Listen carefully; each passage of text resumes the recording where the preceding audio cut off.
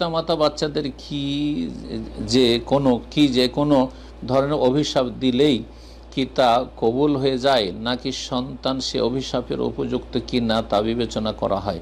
অনেক সময় দেখা যায় খুব তুচ্ছ কারণেই তারা অভিশাপ দিয়ে ফেলে, কিন্তু অনেক সময় দেখা যায় অনেক কষ্ট থেকে অভিশাপ দেয়। একটু বিস্তারিত জানালে উপকৃত হব ইনশাআল্লাহ। যদি পিতামাতা জালেম হয় আর ছেলে কোনো রকমের অবিচার করেনি, জুলম করেনি বা অন্যায় কাজ করেনি, পিতামাতার হক নষ্ট করেনি, তারপরেও বদদোয়া দিচ্ছে, তাহলে এই বদদোয়াতে কিছুই হবে না, এই অভিশাপে কিছু হবে না। আমাদের দেশি ভাষায় কথা রয়েছে একটি, যদিও কথাটা শুনতে একটু খারাপ লাগবে, কিন্তু বলে দেওয়া ভালো হবে, চামারের দোয়ায় গরু মরে না।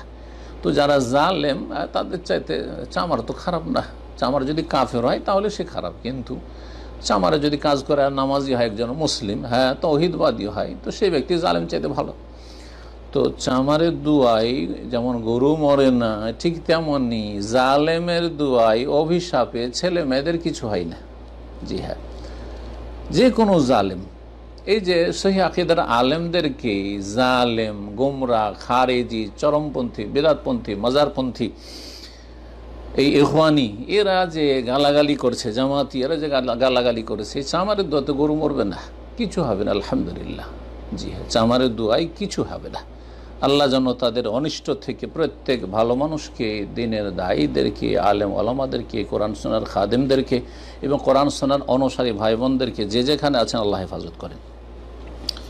পক্ষান্তরে যদি ছেলেমেয়েরা জালেম হয়, অন্যায় কাজ করে, বাপ মাকে কষ্ট দেয়, আর সেই ক্ষেত্রে বদদোয়া দেয়, তাহলে চট করে কবুল হয়ে যাবে।